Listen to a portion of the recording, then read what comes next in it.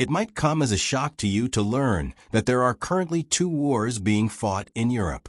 You know, of course, about the pitched battle between Ukraine and Russia, with relentless artillery shelling, swarms of drones flying over the battlefield, and F-16s or Mirage 2000s patrolling the skies. But there's another type of war happening at the same time. This one is being fought in the shadows, and it also involves Ukraine and Russia. In the Second War, ordinary people have become extraordinary saboteurs. They are Ukraine's resistance, and they're breaking Russia's front line from within. So let's find out more about this shadow war and how Ukraine is going deep undercover to break Russia's front lines. Now, this isn't just a small cell of volunteers trying to push Ukraine to victory in minuscule increments. It's actually a deep cover resistance network with a sprawling web of partisans, undercover operatives, and even double agents. Those involved all have a singular goal: conduct extremely effective behind-the-line sabotage so Russia can't start and sustain an invasion. This isn't the first time deep cover operations and resistance cells have been involved in this war. On October 11, 2025, Ukrainian partisans who had infiltrated the Russian military prevented a planned offensive near Vchansk in the Kiev region.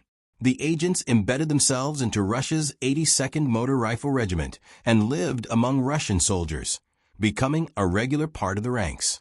Once inside, they contacted Ukrainian intelligence and provided precise coordinates of Russian artillery positions, armored vehicles, and troop concentration surrounding the regiment and its adjacent units.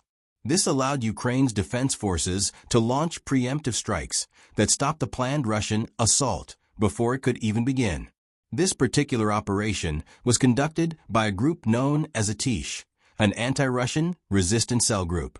Typically, Atish, whose name means fire in Crimean Tatar, is made up of and recruits Ukrainians, non-Russian, and Russian ethnic minorities, such as the aforementioned Crimean Tatars in occupied territories.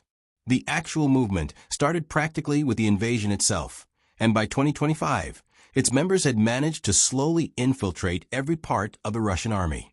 However, Atish itself is a relatively loose conglomeration of Ukrainian nationalists who want to be a part of a resistance movement. The true initiator of most of the underground operations in Ukraine is the Ukrainian military intelligence itself.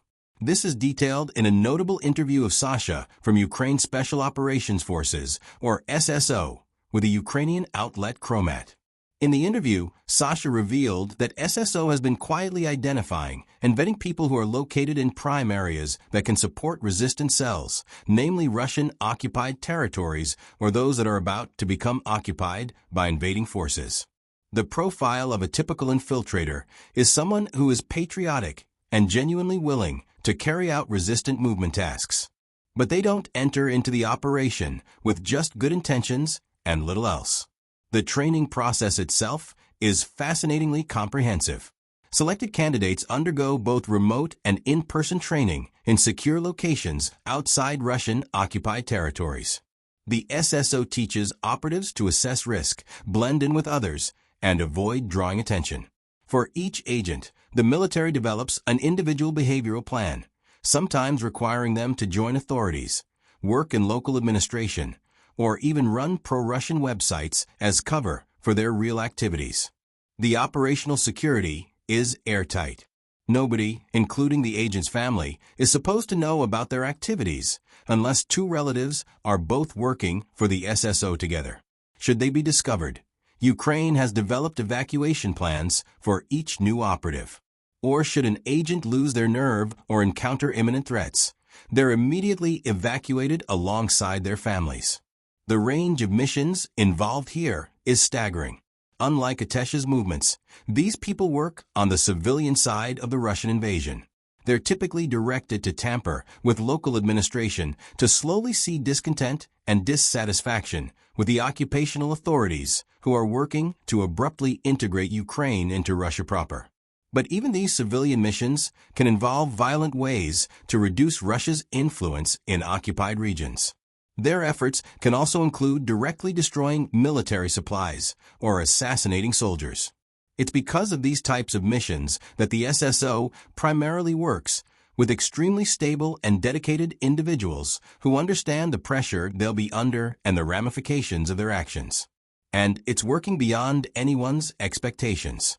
The scope and reach of these operations has expanded from simple recon to extensive sabotage and even widespread tactical strikes hundreds of miles away from the actual front line. For that, the SSO and ATSH are using a slightly different tactic. If we go back to the October 11th incursion, there's another important part of the social media announcement. Even among the elite units of the enemy army, there are those willing to help Ukraine for a fair reward. This implies Ukrainian intelligence and undercover groups can use Russian troops, more specifically Russian ethnic minorities or even conscripted Ukrainians. Simply put, the support for Ukraine is so widespread that it seeps into the Russian military itself. And if the opposition is paying enough, they're willing to become a part of the operations. According to Zoker, a 20-year-old Atesh coordinator, the movement has agents not only throughout occupied Ukraine, but also in cities and regions across Russia, with recruitment posters appearing on telegraph poles as far as Siberia. The movement has successfully infiltrated Russian defense industry plants and military units, providing detailed intelligence that enables precision Ukrainian strikes. And the sheer number of notable incidents involving Ukrainian resistance cells is overwhelming. In late November 2023, Ukrainian saboteurs managed to place explosives on a Russian freight train carrying diesel and jet fuel roughly 3,000 miles from the Ukrainian border, timing the blast to occur inside the 9mm long Sevemusky tunnel through Siberia's mountains. The target wasn't just the train, but also the tunnel itself. Unlike other overland routes, destroying a tunnel has significant ramifications. With exposed railways, new tracks can easily be put in place, and new trains can begin running through in a matter of weeks. However, this tunnel was a vital link between Russia and China, which has become one of the most important exporters of munitions and weapons to Russia to keep the aggression coming.